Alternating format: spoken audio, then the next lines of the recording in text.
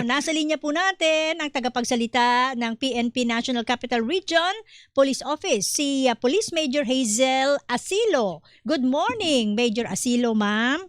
Morning, Major. Yes, ma'am. Magandang umaga po.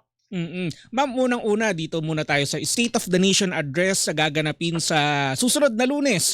Kumusta ang preparasyon ng NCRPO at saka ilang porsyento ng handa ang kapulisan natin para sa SONA? Para po sa kahandaan, 100% na ready naman po ang NCRPO para sa ating SONA next Lunes. Tayo po ay may ni-ready.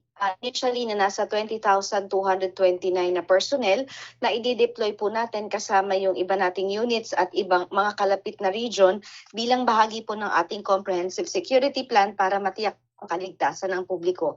Magkakaroon pa po tayo ng final coordinating meeting kasama yung ibang mga grupo na nais po na mag-conduct ng kanilang mga pagtitipon sa araw ng SONA. So pinaplansya pa po natin yung magiging pwesto nila, yung magiging venue na ibibigay po sa kanila.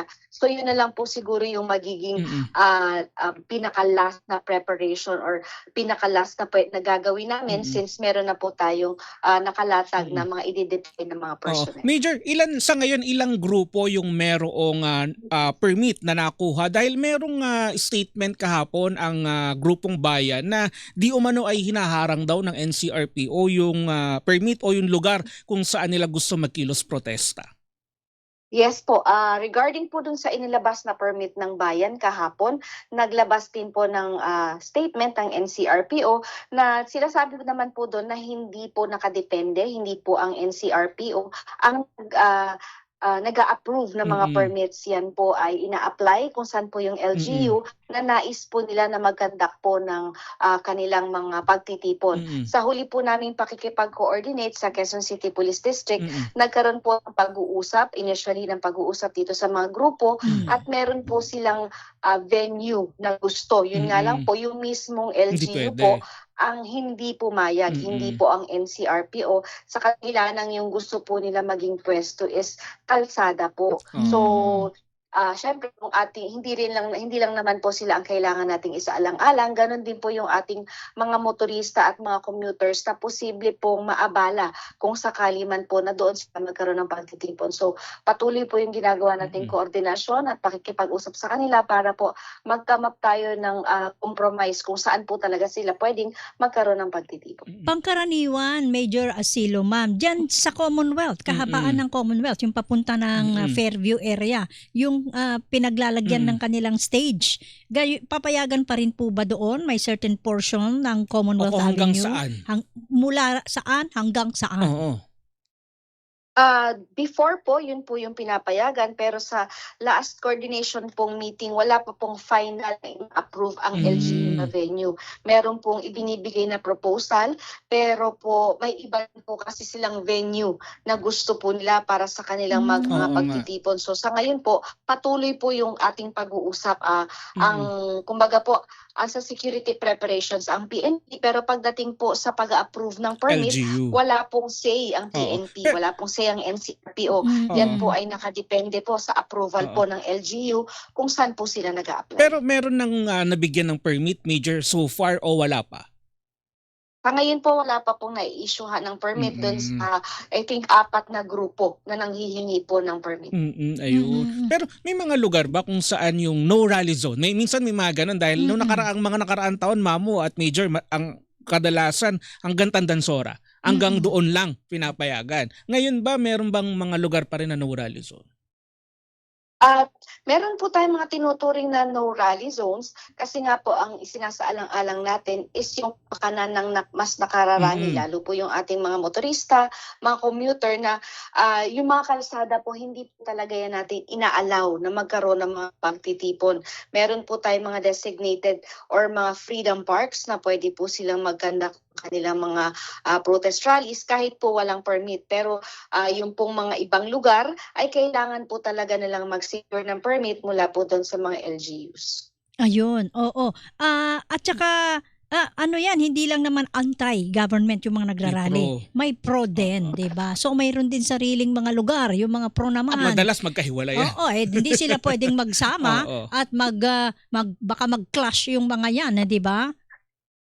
Tama po. Isa po yan sa ating tinitingnan na bigyan po sila pareho ng pwesto yung mga antay natin at mga pro para hindi po sila, sabi nga po natin, hindi mag-clash or hindi magpang-abot at magkaroon po sila ng pagkakataon na makapagpahayag ng kanilang mga saloobin, ng kanilang mga pananaw ng mapayapa. Kasi po kung magkasama sila sa iisang lugar, isang venue, is posible po na sa halip na magkaroon tayo ng mapayapang pagtitipon ay baka po magkaroon pa ng asaran or magkaroon ng gulo sa dalawang grupo, kung kaya't yun po yung ating iniiwasan at binibigyan po natin sila ng separate venue na ngayon po isinasaayos po natin kasama po ang approval po ng LGU.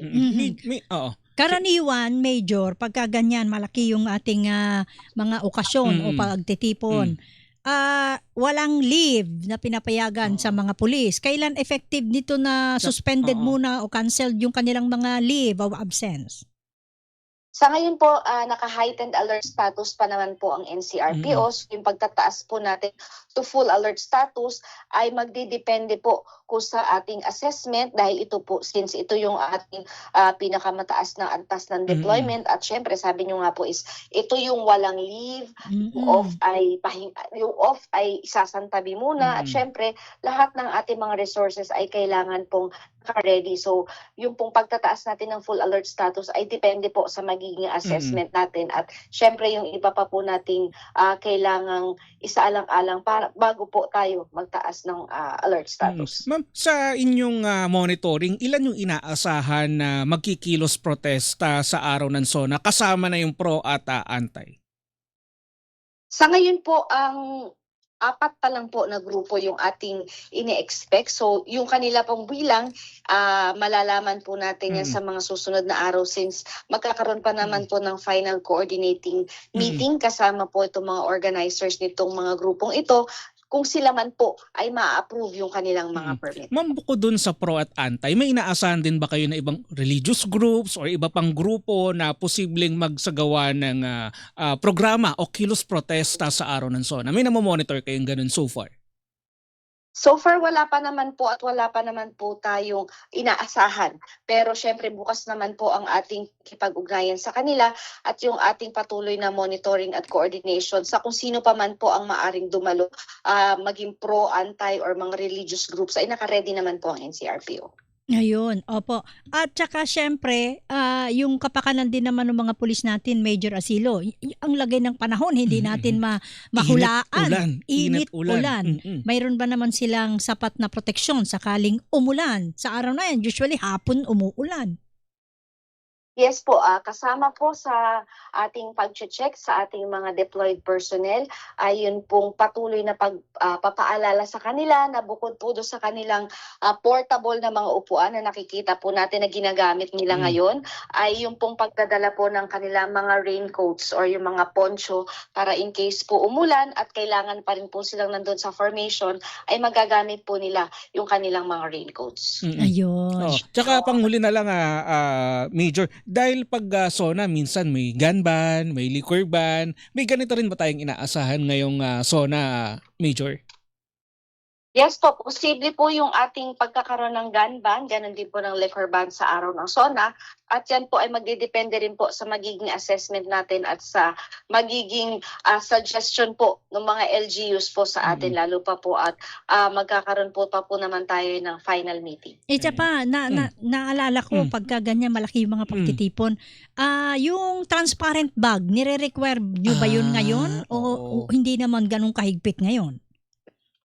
Hindi naman po natin nare-require na maging transparent. Yung bag yun nga lang po, mas magiging abala din po kasi sa ating, lalo po doon sa mga mag-join sa mga rally, kung sila po ay magdadala ng malalaking bag, black bag, kasi posible po na ma-subject sila sa inspection, lalo pa po at hindi naman nila kailangan magdala ng malalaking bag para sa pagpunta lamang sa mga rally. So siguro po isa yun sa mga isaalang-alang nila na wag na po silang magdala ng mga hindi naman po kailangan gamit para maiwasan na rin po na posibleng mawala or ma-misplace po nila. So yung ano lang po yung kinakailangan nila kung magjo-join po sila sa mga protesta or sa mga pagtitipon gaya ng tubig or pamalit na damit or bimpo, yun lamang naman po ang kailangan po nila.